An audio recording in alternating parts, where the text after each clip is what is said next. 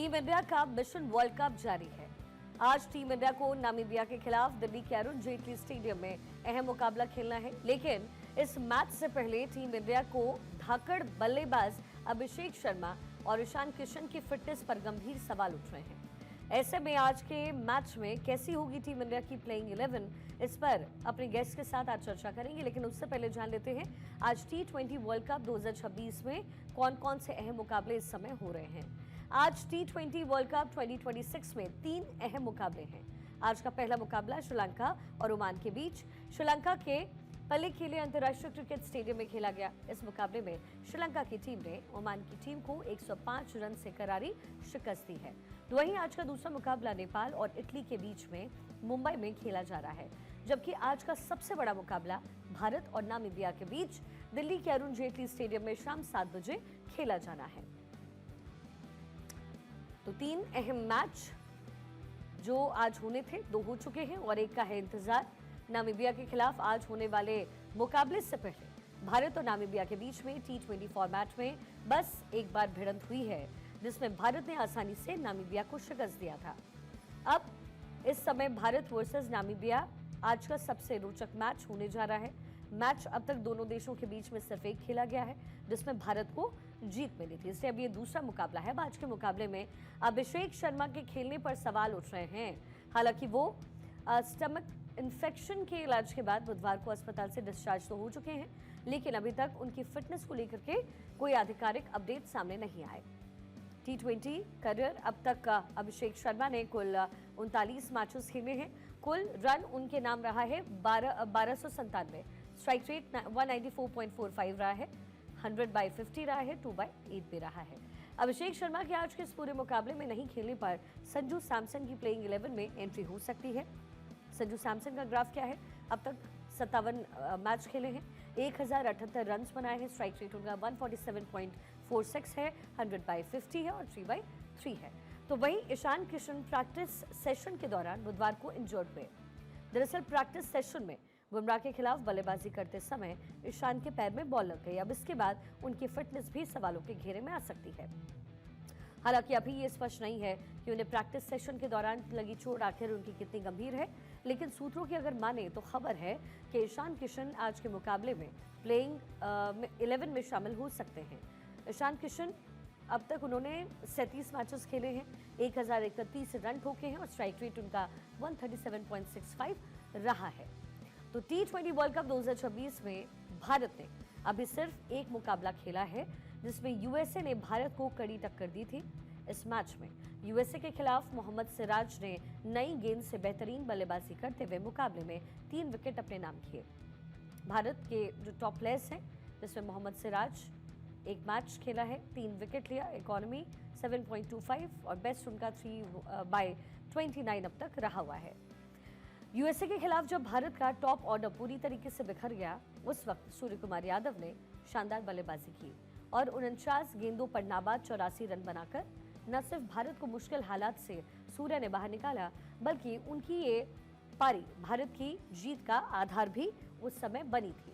भारत के जो top players उसमें सूर्य कुमार यादव का नाम भी है और जो कुछ और जानकारी आप इस समय अपने स्क्रीन पर देख रहे हैं सूर्य कुमार यादव को लेकर। भारत के मुकाबले नामीबिया की जो टीम है वो थोड़ी कमजोर है, उसकी गवाही आंकड़े दे रहे हैं। अब तक भी T20 वर्ल्ड कप में नामीबिया की टीम महज 4 मुकाबला जीतने में कामयाब रही है। T20 वर्ल्ड कप में नामीबिया का प्रदर्शन कुछ इस तरीके से रहा है। 16 मैचेस खेले, 4 पर जीत दर्ज हुई है और 11 पर हार का सामना करना पड़ा। एक मैच था जो उस समय टाई हुआ है। नामीबिया के जो टॉप प्लेयर्स हैं उसमें Jan Nicol Loftie Eaton match एक खेला, रन उसमें उन्होंने 42 बनाया है। स्ट्राइक रेट 110.52 और बेस्ट 42 रहा है। वही नामीबिया के टॉप प्लेयर्स में नाम है बर्नार्ड शोल्स का, जिन्होंने जो मैच है वो खेला, 1 विकेट उन्होंने दिए। उनकी इकोनॉमी 6.75 है और बेस्ट उनका 127 रहा है। अब अगर आज अभिषेक शर्मा फिट नहीं होते हैं प्लेइंग 11 में, तो उनकी जगह पर संजू सैमसन का प्लेइंग 11 में खेलना लगभग फिक्स माना जा रहा है। तो वही बॉलर्स पर अगर नजर डालें तो आज की प्लेइंग 11 में अर्शदीप सिंह या मोहम्मद सिराज में से किसी एक को टीम में जगह मिल सकती है, क्योंकि बुमराह की आज एक बार फिर से प्लेइंग 11 में एंट्री की प्रबल संभावनाएं हैं। संभावित प्लेइंग 11 में कौन कौन है, जल्दी से एक नजर डालिए। संजू सैमसन, ईशान किशन विकेट कीपर के तौर पर, तिलक वर्मा, सूर्य कुमार यादव कप्तान के तौर पर, हार्दिक पांड्या, शिवम दुबे, अक्षर पटेल, वरुण चक्रवर्ती, अर्शदीप सिंह या मोहम्मद सिराज, दोनों में से कोई एक, और जसप्रीत बुमराह।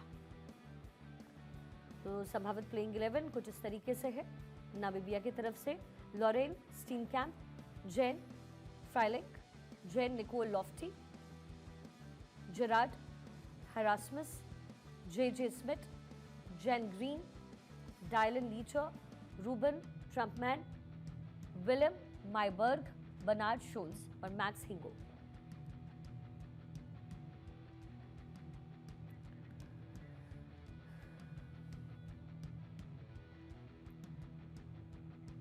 विनीत जैन पूर्व क्रिकेटर इस समय हमारे साथ कनेक्टेड है और अनुज मिश्रा खेल पत्रकार हमारे साथ है।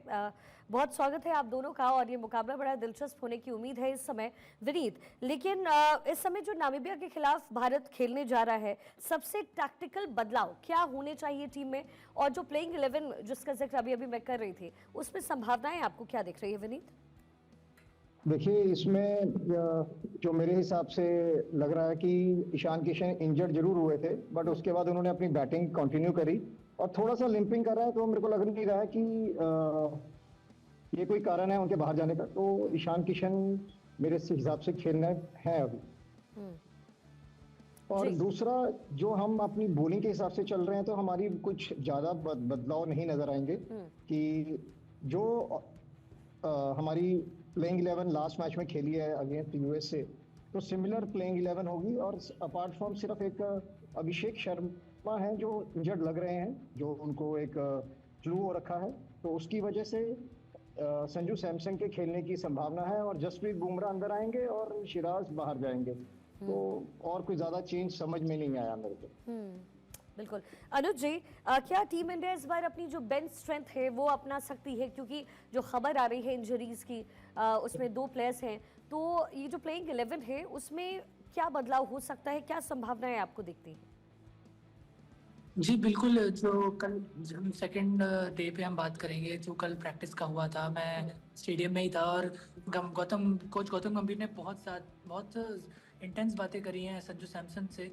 तो कहीं ना कहीं अगर कोई भी प्लेयर इंजर होता है तो संजू सैमसन का आना तो तय है। वो दिखाएगा, वो ये वक्त ही बताएगा कि संजू सैमसन किसकी जगह आते हैं, क्या ईशान किशन की जगह आते हैं या अभिषेक शर्मा की जगह, क्योंकि दोनों के मिस होने के जो यहाँ चांसेस हैं आज वाले मैच में नामीबिया में बहुत कम है। तो हम बोल नहीं सकते कि संजू सैमसन खेलेंगे ही, बट अगर इन दोनों में से कोई प्लेयर अगर नहीं खेल पाता है तो उसकी जगह संजू सैमसन आएंगे, ये तय है। और जसप्रीत बुमराह ने भी बहुत अच्छे से प्रदर्शन किया है, नेट्स में बहुत इंटेंस ट्रेनिंग करी है। डे 1 पे तो उन्होंने 3 घंटे तक बॉलिंग करी थी, तो 3 घंटे पूरा नेट सेशन करा था और काफ़ी ज़्यादा बॉलिंग करी थी।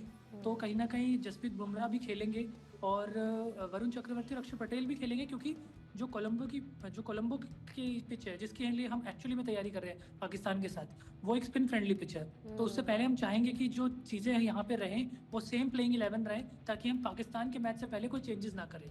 हाँ, अगर ये होता है कि संजू सैमसन वहाँ बहुत अच्छा खेल जाते हैं तो एक टीम इंडिया के लिए गुड हेडेक हो जाएगा कि अब किसको ड्रॉप करा जाए, क्योंकि अभिषेक शर्मा की वापसी हो ही जाएगी आज, नहीं तो पाकिस्तान वाले मैच में तो हो ही जाएगी। ईशान किशन पाकिस्तान वाले मैच में फिट हो ही जाएंगे अगर वो आज फिट नहीं होते हैं। तो अगर संजू सैमसन आज अच्छा खेल जाते हैं तो ये बड़ा टीम इंडिया के लिए गुड हेडेक हो जाएगा कि अब वो इन 3 ओपनर में से किसी एक को ड्रॉप करें।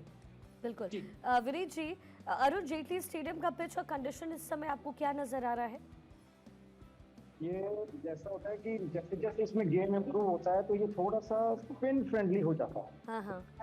तो मेरे को लगता है कि अगर हम टॉस जीतते हैं तो पहले अगर बैटिंग भी करें तो कोई दिक्कत नहीं है। और T20 की गेम में हमें 3 मिनट पेसर तो हमें चाहिए होंगे। अच्छा, और कौन सा आज भारतीय प्लेयर है जो टर्निंग पॉइंट ला सकता है विनीत जी? मेरे को लगता है इस मैच में हमें कोई चिंता करने की जरूरत नहीं है। नामीबिया के अगेंस्ट खेल रहे हैं, ये हमारे लिए एक प्रैक्टिस मैच होना चाहिए और हमें एक्चुअली तैयारी हमें अगले मैच के लिए करनी चाहिए जो हमारा पाकिस्तान के साथ है। तो इससे क्या होगा कि हमारा एक कॉम्बिनेशन सेट हो जाएगा। बिल्कुल। अनुज जी, अब तक हमने देखा है कि जब भी मैच होता है और पाकिस्तान के साथ तो ठीक है, लेकिन उससे पहले जब आज नामीबिया के साथ है, हालांकि उनका जो स्ट्राइक रेट रहा है बहुत ज़्यादा हाई नहीं है, 4 मैचेस खेले हैं, 1 उन्होंने जीता है, लेकिन कहीं ना कहीं प्लेयर्स पर हमेशा प्रेशर होता है। ये प्रेशर आज किस तरीके से जाता हुआ दिखाई देता है, या फिर ऐसा लगता है कि वो कोल्ड वेव में जो इंडियन प्लेयर्स है वो रहने वाले हैं क्योंकि स्ट्राइक रेट उनका कुछ ऐसा रहा है? नहीं, प्रेशर की तो कोई बात ही नहीं है, क्योंकि इंडियन टीम को काफ़ी टाइम मिल गया है प्रैक्टिस करने का, और जो एक वार्निंग साइन इंडियन टीम को चाहिए था वो यूएसए ने उसे दे दिया है। तो अब इंडियन टीम यहाँ से किसी भी टीम को हल्के में तो लेने नहीं वाली है, तो यहाँ पे अब कोई प्रेशर वाली सिचुएशन नहीं होगी, क्योंकि उसको समझ के ही चलना पड़ेगा कि चाहे टीम नामीबिया क्यों ना हो, हल्के में वो उसे नहीं लेने वाली है। तो वो चीज़ उसमें तो नहीं रहेगी, वो कॉशियस जो वो रहेंगे वो तो वो रहने वाले हैं, क्योंकि यूएसए ने उन्हें वो वार्निंग साइन दे दिया है। अब रही बात प्रेशर की, तो प्रेशर इंडियन टीम में बिल्कुल नहीं रहेगा, क्योंकि जो प्लेयर्स हैं वो न्यूजीलैंड सीरीज जीत के आ रहे हैं, और जो बैटर्स हैं स्पेशली इंडिया के, वो बहुत ही अच्छी फॉर्म में हैं। मतलब आप मुझे एक बैटर आप मतलब कोई मैं पूछना चाहूँगा कि बता दें जो फॉर्म में नहीं है। एक सूर्य कुमार यादव कैप्टन थे जो फॉर्म में नहीं थे, बट उन्होंने भी फॉर्म रीगेन कर ली न्यूजीलैंड सीरीज में, और पिछले मैच में हमने देखा उन्होंने ही टीम इंडिया की साख बचाई है। तो जो बैटर्स है वो तो इंडिया के सारे फॉर्म में है। रही बात बॉलर्स की, तो बॉलर्स को अपना देखना पड़ेगा कि कैसे उन्हें सही लाइन लेंथ पे बॉलिंग करनी है, कैसे ड्यू को सही से इस्तेमाल करना है, और कैसे जो भी टीम जिस भी टीम के साथ खेल रहे, चाहे वो पाकिस्तान हो नामीबिया, उन्हें कम से कम स्कोर पे रिस्ट्रिक्ट करना है, ताकि कोई भी टीम आगे जाके हमारे लिए खतरा ना बने, क्योंकि जैसे जैसे T20 गेम आगे बढ़ता रहता है वो कहीं ना कहीं चेस करना उतना डिफिकल्ट हो जाता है अगर हम चेस कर रहे हैं उस चीज़ को। जी, तो पावर प्ले स्ट्रैटेजी अनुज जी क्या रहने वाली है आज भारत की? मेरे हिसाब से पावर प्ले स्ट्रैटेजी तो सिर्फ इतनी होनी चाहिए कि full utilisation of 6 overs. 6 over में आप जितने रन मार सकते हैं, आपने अच्छी अच्छी टीमों के साथ 60-70 रन मार रहे हैं, आप नामीबिया के साथ 80 रन मारने का कोशिश कीजिए। आप दिखा दीजिए कि आप पावर प्ले को इतने अच्छे से यूटिलाइज कर सकते हैं और मैक्सिमम रन स्कोर करिए। जैसा कि सर ने बोला कि एक पाकिस्तान के लिए एक प्रैक्टिस मैच की तरह हो सकता है, तो बिल्कुल इसे ऐसा प्रैक्टिस मैच लीजिए, क्योंकि आपने अगर 1-2 विकेट खो भी दी, तो जैसे कि पिछली बार सूर्य कुमार यादव ने बचा लिया था, इंडिया की बैटिंग बहुत डीप तक जाती है, इवन अक्षर पटेल तक बैटिंग जाती है, तो नामीबिया के साथ हम संभल तो जाएंगे, हमें हारने का डर नहीं रहेगा। तो आप प्रैक्टिस आप 6 ओवर में जितना मार सकते मारिए, जितना मार सकते मारिए, ताकि अपने मैक्सिमम आप स्कोर कर देंगे तो आपको पता चल जाएगा कि आप बैटिंग फर्स्ट करते वक्त टोटल 20 ओवर में कितना स्कोर कर सकते हैं। बिल्कुल विनीत जी, रन रेट को कायम रखने के लिए भारत और नामीबिया की रणनीति में क्या फर्क नजर आएगा अगर आप ऐसे ओवरऑल देखते हैं तो? यहाँ पे हम लोग जाएंगे किल के लिए और वो जाएंगे बचने के लिए, तो बहुत फर्क है दोनों की स्ट्रेटजी में। तो मेरे को ये लगता है जैसे अभी बात चल रही है कि 6 ओवरों में अगर हमने कोई विकेट नहीं खोया और हमारे 60 रन भी लगते हैं तो हम बहुत अच्छी पोजीशन में हैं, और आने वाले टूर्नामेंट के प्रोग्रेस में हम एक आगाज कर देंगे कि हाँ जी, और हम ये 6 ओवरों में हम इनकैश करते ही करते हैं। तो विनीत जी, डेथ ओवर्स के प्रेशर में भारतीय बल्लेबाज और जो गेंदबाज है, माफ कीजिएगा, वो कैसे आगे हो सकते हैं? क्या स्ट्रैटेजीज अपनाई जा सकती है? दोबारा एक बार, आवाज कट गई है आपकी। मैं डेथ हार्स की बात कर रही थी, उसमें क्या स्ट्रैटेजीज अपना सकते हैं जो गेंदबाज है, भारतीय गेंदबाज? सिंपल रहेगा, उसमें डेथ ओवर्स में कोई ऐसी बात नहीं रहेगी कि भी हाँ जी हमें किसी भी सिचुएशन में कोई ऐसी बात नहीं है। हम काफ़ी देर से T20 खेलते आ रहे हैं, और जैसे हमारे एक बड़ा प्लेटफॉर्म है यहाँ पे हिंदुस्तान में IPL का, और हर प्लेयर को वहाँ से बड़ी चुनौतीपूर्ण बॉलिंग अभ्यास मिला हुआ है। तो डेथ ओवर्स हो चाहे पहले 6 ओवर हो, हम पूरे सेट पैटर्न्स पे होता है हमारा बॉलिंग के लिए। अनुज जी, अगर बैक टू बैक अगर बाउंड्रीज हिट करता है नामीबिया, तो प्लान बी भारत का क्या होने जा रहा है, क्या हो सकता है? जी शिखा, मुझे ऐसा लगता है कि एक स्किल इशू नाम की भी चीज़ होती है कि आप चाहे कितने सालों से क्रिकेट क्यों ना खेल रहे हो, बट एक स्किल इशू भी होता है। तो जैसे मेरा ऐसा मानना है, जो एसोसिएट टीम्स होती है वो कहीं स्किल वाइज नॉर्मल टीम से थोड़ी सी नीचे होती हैं। तो मुझे ऐसा लगता है कि अगर इंडियन टीम अपना नॉर्मल गेम भी खेलेगी तो भी वो नामीबिया को आसानी से मात दे सकती है, इसमें ऐसा कुछ आएगा नहीं। और रही बात आपकी 2 बाउंड्री आपने बोला बैक टू बैक हिट करने की, तो हमने प्रूव क्रिकेटर से हम ये सुनते हुए आए हैं कि कभी भी आप ऐसी सिचुएशन में फंस जाएं तो अपने बेसिक्स पे जरूर ध्यान दीजिए। तो बॉलर का बेसिक क्या होता है? गुड लाइन लेंथ फेंकना, गुड लेंथ पे आप बॉलिंग करिए।